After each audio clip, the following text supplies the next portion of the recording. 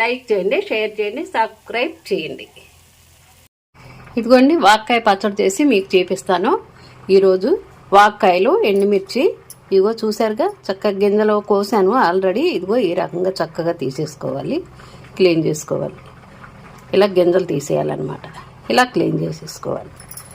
ఈ విధంగా చూసారుగా, చక్కగా ఇదిగో ఇలా వచ్చేస్తాయి తీసేస్తే. ఇలా క్లీన్ చేసుకోండి.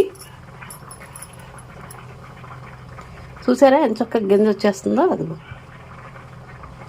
ఏ రకంగా అలా క్లీన్ చేసేసుకోవాలి, గింజ తీసేసి, లేకపోతే ఒగరగా ఉంటుందండి. చూసారుగా, వాక్కాయ పచ్చడి ఎండుమిర్చితో చేసి చూపిస్తున్నాను మీకు. ఓకే, అదిగోండి మూగుడు పెట్టాను వాక్కాయ పచ్చడికి.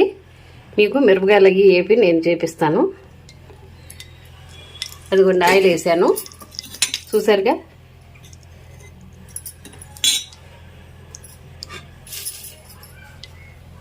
ఎండుమిర్చి వేసేస్తున్నానండి. చక్కగా దోరగా ఇవి వేపేసుకొని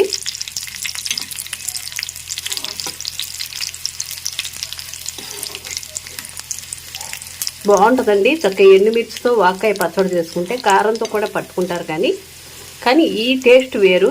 చక్కగా ఎండుమిర్చి టేస్టే వేరండి, సూపర్గా ఉంటుంది. ఇవి అయిపోయినాయి కదండి. చక్కగా దీంట్లోనే మళ్ళీ నేను ఏగిపోయినాయి కదా, దాంట్లోనే వేసేస్తున్నా. ఈ వాక్కాయ ముక్కలు చక్కగా మగ్గుతాయి అన్నమాట మిరపకాయలతో పాటు. ఈ ఆయిల్లో కొంచెం అలా మగ్గిపోతే సూపర్గా ఉంటుందండి. ఎలాగో మనం చక్కగా మిక్సీలో పట్టేస్తాను కదా, మగ్గిపోద్ది నూనెలో. ఈ రకంగా చూసారుగా, మీరు కూడా చక్కగా ఈ రకంగా చేసుకోండి. వాక్కాయ పచ్చడి చక్కగా తాలింపు పెట్టుకుంటే ఆహా, ఆ టేస్టే వేరండి. అందులో వాక్కాయ పులుపు చూసామో పుల్లగా ఉంటుంది కదా. చూసారా ఎలా ఎగుతున్నాయో. అది ఇది అంత ఉప్పు వేసి చక్కగా కల తిప్పేసి, ఇదిగోండి వేసేటప్పుడు నేను చేపిస్తానుగా మీకు. ఎల్లుల్లిపాయ, జీలకర్ర కంపల్సరీ మిక్సీలో వేస్తాను. తాలింపే చూసారుగా. చక్కగా ఈ రకంగా వాక్కాయ ముక్కలు ఇలా వేపేసేసుకొని చక్కగా మనం మిక్సీ పెట్టేస్తే మళ్ళీ తర్వాత తాలింపు కూడా పెడతాను నేను. అంత సూపర్గా ఉంటుందండి ఈ పచ్చడి. ఇదిగోండి చూసారా, చక్కగా మగ్గిపోయింది. ఈ రకంగా మెత్తగా మగ్గిపోయినాయి. దాంట్లోనే వేస్తాను కదా.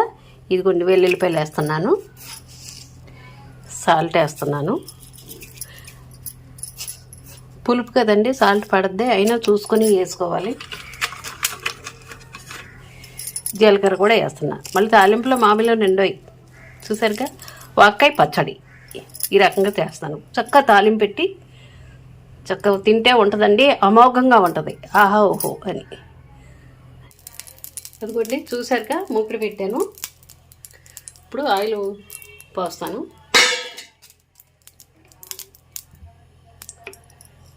ఆయిల్ పోసాను. చూసారుగా వాక్కాయ పచ్చడి నేను ఎలా చేశానో చూసారు కదా. చక్కగా ఆ రకంగా చేసుకోండి.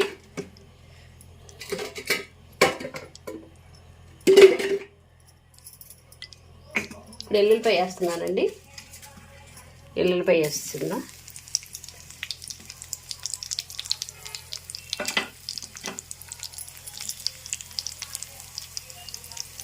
చూసారుగా, ఎల్లుల్లిపాయ వేసాను. బాగుంటుందండి. కప్పు చింతపండు వేయక్కర్లేదు. చక్కగా ఉప్పు, ఎండుమిర్చి, అసలు చెప్పలేనండి, అంత బాగుంటుంది వాక్కాయ పచ్చడి పుల్లగా. పచ్చెనపప్పు వేస్తున్నానండి. ఇగో సాయివెన పప్పు వేస్తున్నా.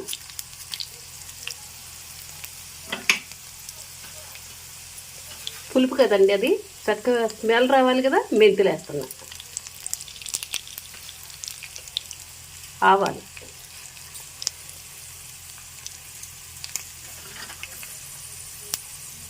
ఇదిగోండి జీలకర్ర,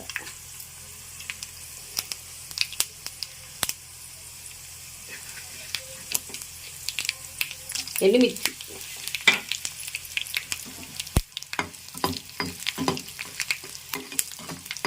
ఏదైనా శుభ్రంగా చేసుకొని తింటేనే ఆరోగ్యంగా ఉంటాం. బద్దకించుకోకుండా మనమే కదండి తినేది. కరివేపాకు,